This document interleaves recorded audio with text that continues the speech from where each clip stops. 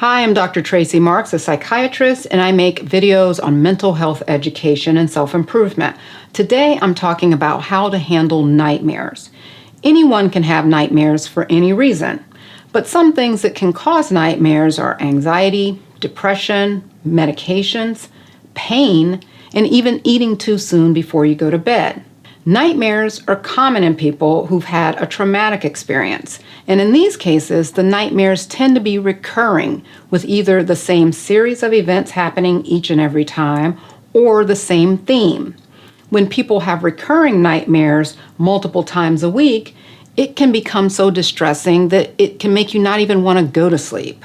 If you've experienced trauma and have distressing memories and nightmares, it is best for you to see a therapist for trauma therapy. Trauma is best managed with a specific therapy to help your brain reprocess the experience.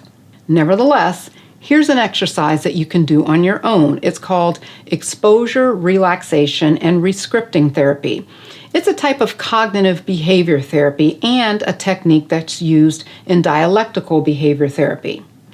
Rescripting your nightmare is a way to retrain your brain on how to handle the traumatic experience that keeps revisiting you in your dreams. Here's how it works.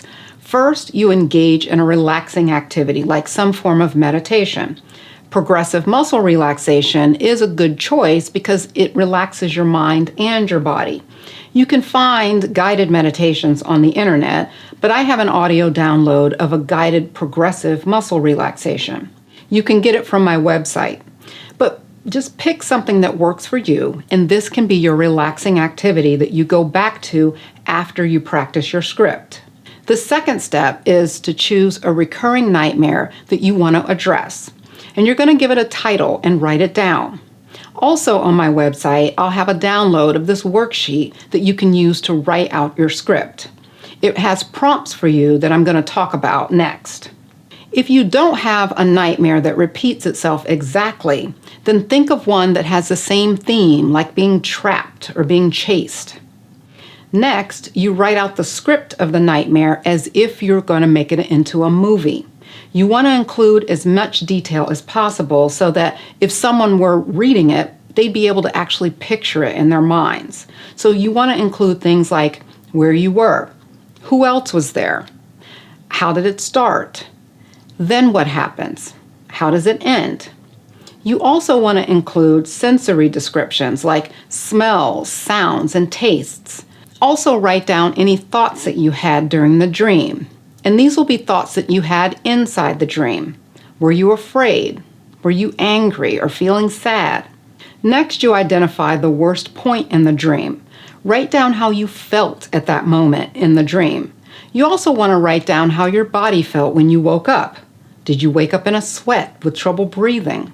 When you're thinking about the worst point of the dream, it doesn't have to be a point at which something physical happened, like you were harmed in some way. It could be a point in which you saw something that made you feel powerless to control it. So for this step, you really want to think about the moment and the worst emotion that you felt and describe it in as much detail as you can, because this will help you for the next step, which is to think about the worst moment and how you felt, and then think about how you would want to feel instead. For example, if you felt powerless, would you have preferred to feel more in control or to have had all of the answers at the time? Let me give you an example of this, and this example is from my own life. When I was in high school, I had several people die within just a few months of each other. The first one was my dog, and anyone who is a dog owner knows that that's a big deal. And then the last one was my grandmother. So leading up to her death, I was already kind of vulnerable from all of those other deaths, and then this happened. But my grandmother got sick and stayed with us for a few months to have surgery. And I was a teenager at the time, and so I just thought it was nice that she was there, but I didn't really make a big deal out of it or spend any more time with her. In fact, she was staying in my room, which I had mixed feelings about. So I just kept doing my regular thing. She eventually left and went back to her own house. But soon after she got home, she died. And I was shocked because I thought she left because she was getting better. I found out later that she had a terminal illness, and all the adults knew that she left our house so that she could go and die in her own home. But my brother and I thought that she went home because she was better. For years, I would have this dream that me and my family were in the hospital while she was in surgery, and the doctors came out to tell us that she died on the operating table. But when they went back into the room, she had been resuscitated. But before the doctor could come back out to tell us this, she stopped him and told him to just let us continue to think she was dead since we had already been told that. Years later, we found her living a whole new life in Hawaii. In the dream, I found her in Hawaii and confronted her on how she could spend all those years in Hawaii when she could have been spending them with us. And I was angry that she didn't tell us that she had really been alive all these years. In the dream, she apologized, and that changed my emotion from anger to excitement that I now had her back. And that's how it went each and every time in the dream. And I would wake up from that dream very upset over the fact that it was only a dream and it wasn't real. And the whole rest of my day would be wrecked with me thinking about my grandmother and how much I missed her. So let's look at why I kept having that dream and why it was so upsetting the whole next day for me. The worst point in the dream was not when the surgeon told us that she died on the operating table. It was when I realized that she had been alive for years and didn't tell me. And in the dream, I had a lot of regret about all of the things that I could have been doing with her if I had only known that she was alive. So the emotions I had when I woke up would be about how I didn't know she had a terminal illness. So when she stayed with us, I didn't make the most of the time that I had with her because I thought she'd always be around. So for this exercise, my worst emotion was regret.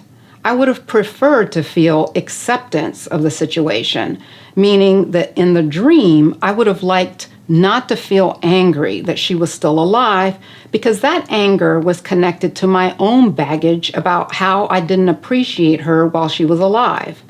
If I had known while she was living with us that she only had a few months to live, I would have interacted with her differently. But in reality, I shouldn't need to know that. I could make every moment with people count as if it's going to be the last one. And if I always have that mindset, I don't have to have regret when my time is up. So for this exercise, I would change the emotion to acceptance. I would want to see her in Hawaii and be okay that I missed out on the many years of her life and take that extra time that I was now given and make the most of it. And that actually would parallel what I felt in real life that I was still grappling with, which was the regret of not making the most of the time that I had with her when she was staying with us. Now for step 6, you rewrite your script that you made in step 3, but just before you get to the worst moment, you're going to change the story so that you end up feeling the way you said that you wanted to feel in step 5. Keep in mind, dreams are strange and anything can happen in dreams. So you don't have to be limited to realistic scenarios when you rewrite your script. And that could mean that people who have no connection to you whatsoever can be part of your dream to help you reach your desired outcome.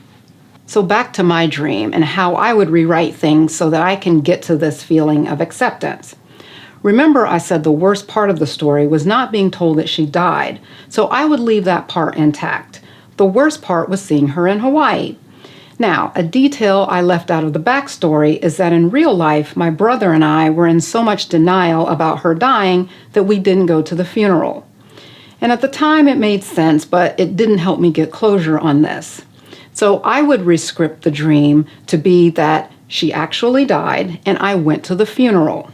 And at the funeral, I had a peace about my relationship with her and did not have any regrets about the time that I spent with her. I would see myself sitting in the church pew reflecting on how she babysat me for years and taught me how to crochet and all of the things that I did with her. And inside of the dream, I would think about how she had a good life and how appreciative I was to have the time that I had to spend with her. And there are other ways that I could reconstruct the dream. There's not just one way that you could address this. For the last step, you want to take your script and read it out loud several times to get it into your head. You'll probably need to read it multiple times throughout the day. You really want your brain to learn this. It's like you're brainwashing yourself to make yourself believe that this is the way it happened. You could even record yourself reading the script and listen to it. Make sure it's detailed enough that you could picture it in your mind as if you were going to make it into a movie. This process of creating a visual in your mind helps turn this into a new memory. It's a fake memory, but a memory nonetheless. And it's this new memory that can be pulled into your mind when you're dreaming. And the last thing that you want to do is practice the script just before bed. Then, after you read through the script, return to your relaxing activity that you did in step 1. Dreams are complicated, and this may not work the first time, but keep practicing your new script so that it feels like it's a real experience. If you continue to have the same dream unchanged, try tweaking your new script. Maybe there's a different part of the dream that's really your worst moment that you should change. Maybe you could write a different ending and see if that one works better for you. I hope this is helpful for you. Thanks for watching. See you next time.